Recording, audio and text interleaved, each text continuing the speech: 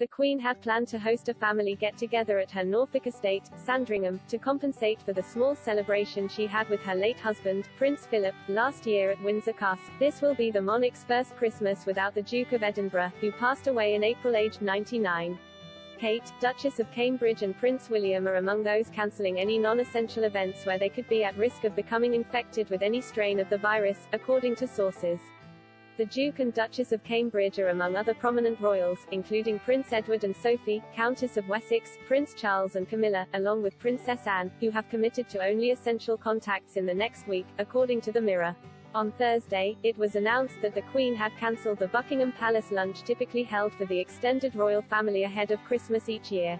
Around 50 or so royals were expected to attend the event next week at Windsor. Guests were to include Prince Charles and Camilla, Duchess of Cornwall. The Queen scrapped the event as too many people's Christmas celebrations could be at stake should the event go ahead. It was said to be a decision erring on the side of caution after the UK recorded a spike of new Omicron cases over the past week. A source said, the decision is a precautionary one as it was felt to put too many people's Christmas arrangements at risk if it went ahead. While there is regret that it is cancelled, there is a belief it is the right thing to do. The Queen's former press secretary, Dickie Arbiter, told The Sun, the luncheon is very important to the Queen because it is the one time of the year when the whole extended family gets together. Latest government data recorded 88,376 new cases of COVID-19 on Thursday, with the Omicron variant having overtaken Delta as the dominant strain in London the day prior.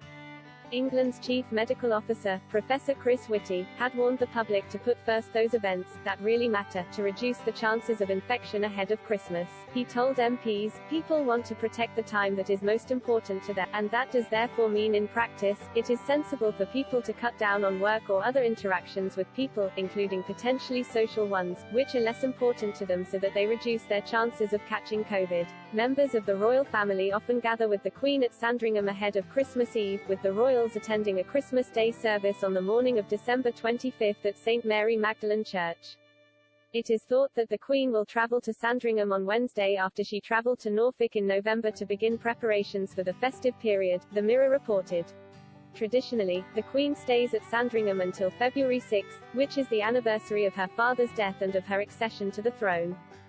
Some royal insiders have hinted, however, that because of increasing concerns and the luncheon's cancellation over the Omicron variant, the Queen may opt to spend a second consecutive Christmas at Windsor. Mr. Arbiter told The Sun, having cancelled this lunch, I'd be very surprised if she decamped and took her family to Sandringham. Windsor has been a secure bubble since the start of the pandemic. The Queen leads by example and expects the rest of the family to follow suit. In this very infectious time it is better to be safe than sorry.